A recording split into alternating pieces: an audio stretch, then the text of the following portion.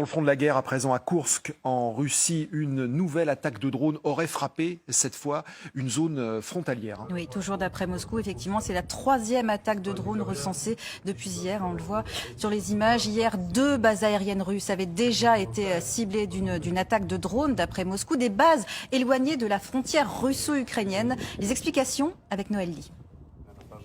Selon le Kremlin, c'est Kiev qui est l'auteur des attaques contre 2 bases aériennes russes hier matin.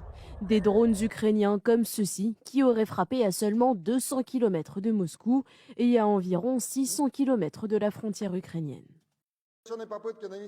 Les drones ukrainiens volant à basse altitude ont été interceptés.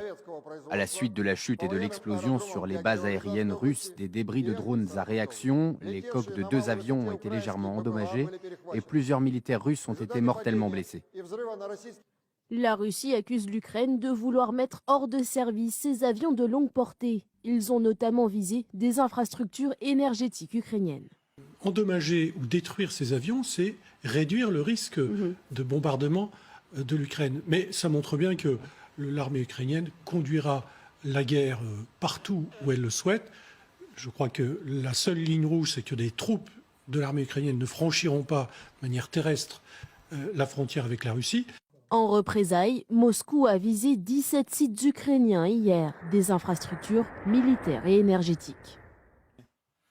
Et également dans l'actualité, cette nouvelle salve meurtrière, ça s'est passé à Lviv. Un premier bilan fait état d'au moins 2 morts et 3 blessés, dont un enfant. Des frappes qui ont provoqué de nouvelles coupures de courant. Vous voyez cette ville de Lviv plongée dans le noir. Lviv également privée d'eau dans un pays déjà en pleine crise énergétique. Et puis cette opération de com pour Vladimir Poutine, le chef du Kremlin est aux commandes et il le fait savoir. Il a été aperçu hier pour la première fois sur ce pont. Il se rend en Crimée, on le voit rouler donc sur ce pont qui relie la péninsule à la Russie. Margot, vraiment la Crimée, un territoire auquel le président russe veut s'accrocher à tout prix.